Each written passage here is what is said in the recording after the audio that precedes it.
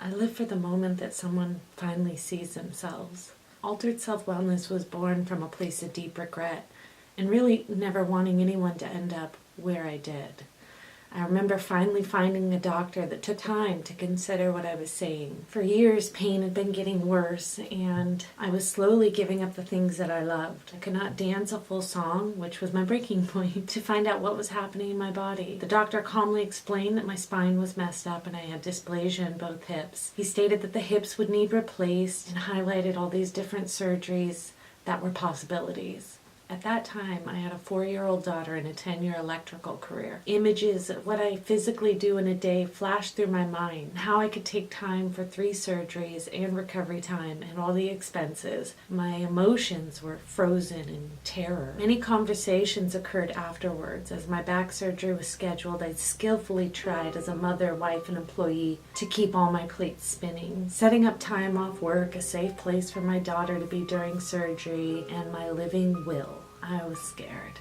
The pain I felt after my surgery was unlike anything I had ever experienced. I took the doctor's recommendations and did the best I could to heal. I had a busy life waiting for me. My schedule was changed dramatically as I was only allowed to stand for 4 hours. I don't know if you can imagine taking everything you do in a day and cutting 3/4 of it out of your life for a prolonged period of time. Here's where the grief began. Every time I went in for a checkup, they said things looked great. The problem was that I was actually getting worse.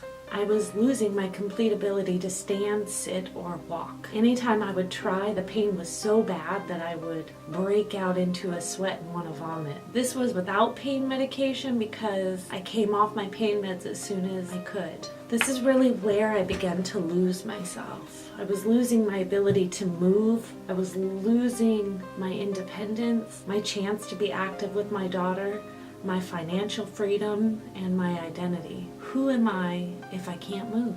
It was a horrifying time in my life. I felt crazy when doctors said it was good and people doubted my motives. At one point, someone actually said to me, "I guess some people just like to go to the doctor." I spent my time alone crying in a fetal position, and I saved every ounce of energy or strength I had for when my daughter came home. My marriage was rocky. Heck, all my relationships were rocky because I lost faith, and the walls of my self-protection went up. I lost hope, I lost faith, and I lost sight of myself.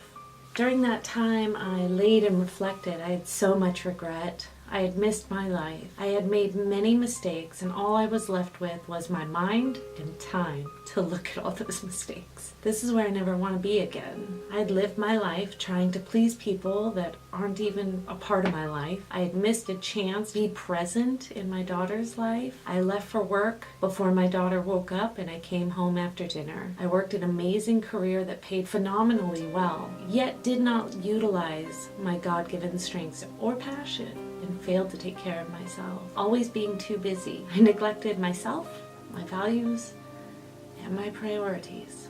I neglected my health and my well-being, and I missed it. I had a corrective surgery a year after the first surgery and made up my mind I was going to get better. I was going to live my life differently. ASW is my second chance at a life well lived. A life where I'm present in my daughter's life, where I honor my passion to serve others, where I utilize my strengths in a way that helps build community. In my despair, I was so lost. I had nothing to give.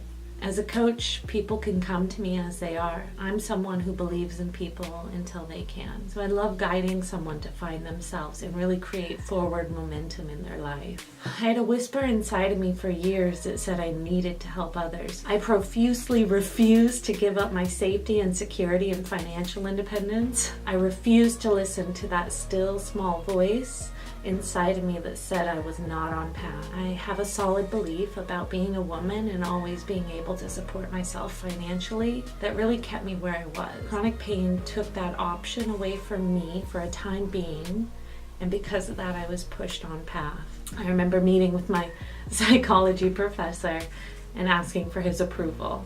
I'd like to start a wellness coaching business and build it up to help me pay for school. For years, I had been taking 1 or 2 classes at a time while I was working as an electrician. I absolutely refused to take out student loans, and when my body couldn't stay caught up with electrical after my surgeries, I had no idea how I would work or pay for school. So I began healing my mind, my body, and my spirit. And when ASW became a business, the first thing I did was create a program for people experiencing chronic pain. I immediately turned around to offer a hand to those coming up behind me through that experience. As the years have gone by, I realized my focus as a business is to help people find themselves when they feel lost and to help them move forward. There's a moment people have when they see themselves. It shows up in their eyes, when they see their strengths and their dreams, their values, their beauty, and their hope. And I live for that.